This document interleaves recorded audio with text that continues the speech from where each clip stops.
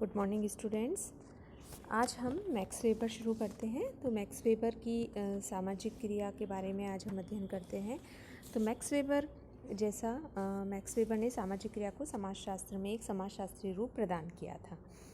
Max weber ने सामाजिक क्रिया की परिभाषा दी, विशेषताएं दी, अध्ययन के प्रति दृष्टिकोण दिया तथा विभिन्न पक्षों का क्रमबद्ध वर्णन एवं व्याख्या प्रस्तुत की थी।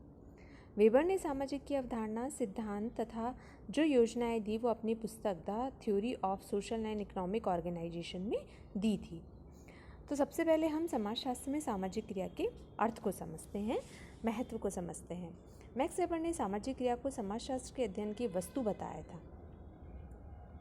इन्होंने सामाजिक क्रिया का समाजशास्त्र में विशेष महत्व बताते हुए इसे अपनी पुस्तक the theory of social and economic organisation में, जिसमें कि उन्होंने टॉपिक दिया है समाजशास्त्र एवं सामाजिक क्रिया की परिभाषाएं, में उन्होंने स्पष्ट रूप से इसकी परिभाषा दी, जो कि इस प्रकार थी कि समाजशास्त्र वह विज्ञान है जो सामाजिक क्रिया के व्याख्यात्मक बोध द्वारा उसके दिशा व क्रम परिणामों के कार्य कारण विश्लेषण पर पहुंचने का प्रयास करता है। आपने बताया था कि सामाजिक क्रिया की वैज्ञानिक जानकारी होनी चाहिए।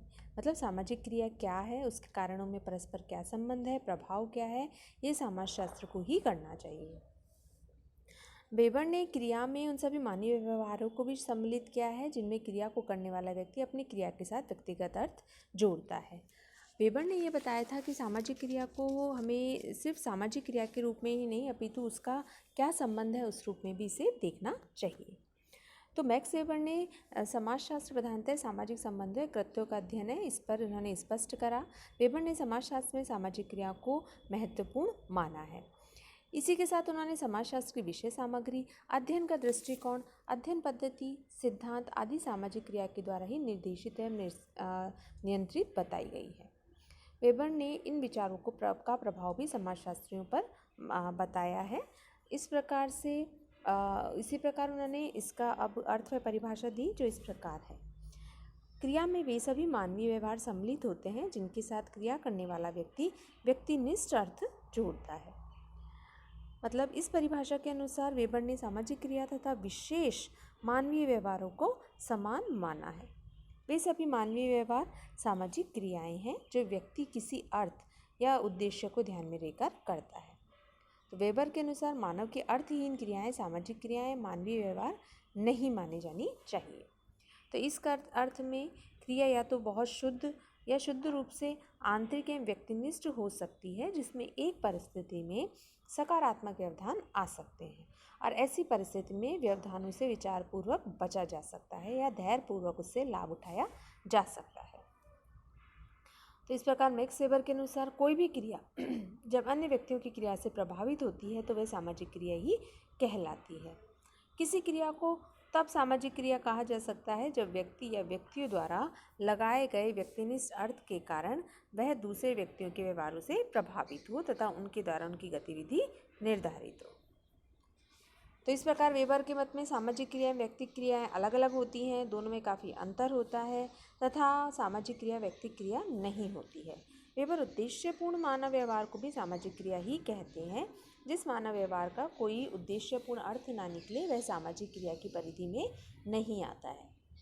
तो वेबर उद्देश्यपूर्ण अर्थ से यह तात्पर्य लगाते हैं कि जो अर्थ स्वयं कर्ता अपनी क्रिया के विषय में लगाता है, यानी कि वो क्या सोचता है उसकी क्रिया के द्वारा, उसकी क्रिया जो उसने करी है उसके अंतर्गत वह क्या सोचता है वह महत्वपूर्ण है। साथ ही दूसरों को भी उसी प्रकार की क्रिया के उद्देश्य की पूर्ति के लिए प्रेरित करता है।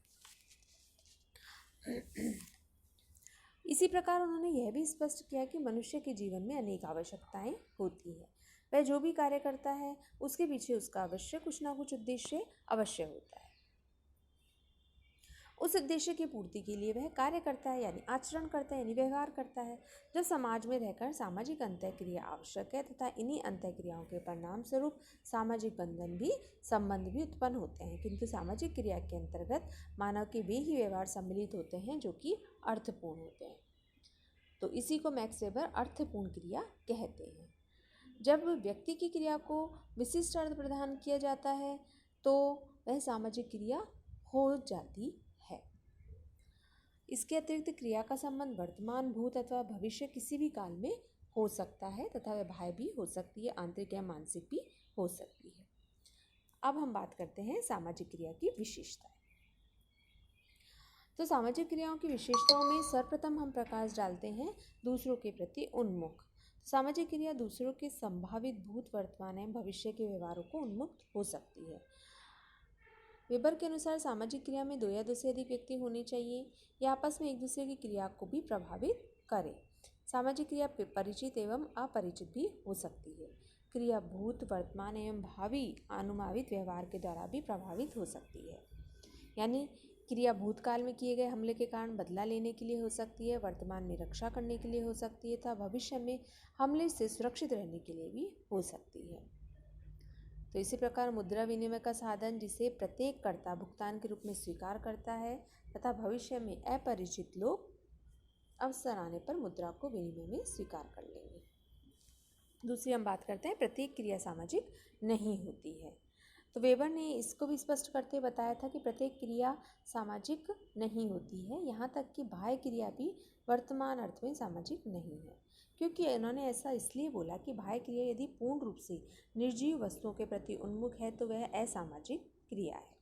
सामाजिक क्रिया की रचना व्यक्तिनिष्ठ दृष्टिकोण करता है जब वह दूसरों के व्यवहार के प्रति उन्मुख होता है। जैसे कि यदि धार्मिक व्यवहार करें तो वह धार्मिक सामाजिक क्रिया नहीं है, यानी भगवान के सामने हम पूजा आराधना करें तो वह सामाजिक क्रिया नहीं है। वह सामाजिक क्रिया जब होगी जब वो दूसरों के व्यवहार, यानी कोई अगर उसे पंडित करवाता है तो वह क्रिया सामाजिक क्रिया होगी। नेक्स्ट हम बात करते हैं प्रत्येक प्रकार का संपर्क सामाजिक नहीं होता है। इसको भी मैक्स वेबर ने स्पष्ट किया था कि मानव प्राणियों का प्रत्येक प्रकार का संपर्क सामाजिक लक्षण वाला नहीं होता है। वह उसी सीमा तक सामाजिक कहलाएगा जब तक कर्ता का व्यवहार अर्थपूर्ण तरीके से दूसरों के व्यवहार के प्रति उन्मुख होता है। यानी अगर 2 साइकिल वाले टकरा गए तो एक प्राकृतिक घटना हो गई। यहाँ 2 व्यक्तियों का संपर्क सामाजिक नहीं है, लेकिन वह टकराने से बचने का प्रयास करते हैं, टकराने के बाद हाथापाई, गाली गलौज, मित्रतापूर्ण बात करते हैं, तो ये सभी सामाजिक क्रियाएं होंगी। अब नेक्स्ट बात करते हैं सामाजिक क्रिया का समरूप नहीं होती, यानी सामाजिक क्रिया ना अनेक व्यक्ति द्वारा की जाने वाली एक सी क्रियाएं होती है और ना ही उस क्रिया को कहते हैं जो केवल दूसरों द्वारा प्रभावित होती है। जैसे वर्षा हो जाती है और सड़क पर लोग छाता खोल कर लेते हैं, तो इस प्रकार की क्रिया सामाजिक नहीं कहलाई, क्योंकि छाता खोलने वाले लोगों की क्रियाएं एक दूसरे की क्रियाओं को प्रभावित नहीं कर रही है, वर्षा से अपनी रक्षा कर रहे हैं, इसी कारण अनेक क्रियाएं एक सी होती है। तो इन लोगों ने वर्षा से प्रभावित होकर छाता खोला, ना कि एक दूसरे को देखकर। इसी प्रकार है अनुकरणात्मक सामाजिक क्रिया। तो दूसरों की क्रियाओं का अनुकरण मात्र ही सामाजिक क्रिया नहीं हो सकता है जब तक कि वह अन्य व्यक्तियों की क्रिया से अर्थपूर्ण संबंध न रखता हो अथवा उसकी क्रिया द्वारा अर्थपूर्ण रूप से प्रभावित नहीं होता है। जैसे नदी में तैरते समय कोई व्यक्ति सामने तैरने वाले किसी व्यक्ति की नकल करके तैरना सीखता है तो वह क्रिया सामाजिक नहीं कहलाएगी, क्योंकि नकल करने वाले का कार्य आगे तैरने वाले के व्यवहार की क्रिया से किसी रूप से संबंधित नहीं है। लेकिन यदि उसे कोई प्रशिक्षण दे रहा है, यानी उसे कोई सिखा रहा है, तो वह अर्थपूर्ण क्रिया हो गई और वह एक सामाजिक क्रिया हुई। इसी प्रकार हम बात करते हैं परिस्थिति की, यानी परिस्थिति तो सामाजिक क्रिया के लिए दूसरी महत्वपूर्ण शर्त ऐसी होती है कि उसकी परिस्थिति होनी चाहिए, यानी जिसमें कर्ता और प्रतिकर्ता एक दूसरे की क्रिया को प्रभावित करने से संबंधित वस्तुएं एवं विशेषताओं की सुविधाओं से सुसज्जित हो और एक दूसरे की प्रभावित करने की क्षमता रखते हो।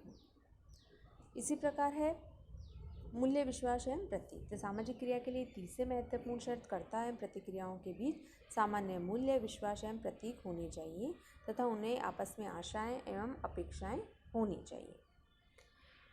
तो ये बात करी थी मैक्स वेबर ने सामाजिक क्रियाओं की विशेषताओं के बारे में, जिसमें हमने बोला दूसरे के प्रति उन्मुख, प्रत्येक क्रिया सामाजिक क्रिया नहीं होती है, प्रत्येक क्रिया का मानवीय संपर्क सामाजिक नहीं होता है, सामाजिक क्रिया समरूप नहीं होती है, अनुकरणात्मक सामाजिक क्रिया नहीं है, कर्ता एवं प्रतिक्रियाओं का होना, परिस्थिति है, मूल्य, विश्वास है, प्रतीक। नेक्स्ट हम बात करते हैं क्रिया के सिद्धांत के अभिग्रहण। तो मैक्स वेबर ने समाजशास्त्र में सामाजिक क्रिया के अध्ययन को समाजशास्त्रीय दिशा प्रदान करी। उन्होंने सामाजिक क्रिया के सिद्धांत में प्रमुख अभिग्रहण बताए थे, जो कि उनकी पुस्तक the theory of social and economic organisation में लिखित है। तो इसकी चर्चा हम कल की क्लास में करते हैं। इसमें हम क्रिया के सिद्धांत के अभिकरण पढ़ते हैं और उसको हम विस्तृत से समझेंगे कि यह क्या है। उसके बाद हम सामाजिक क्रिया के प्रकार को समझें। धन्यवाद।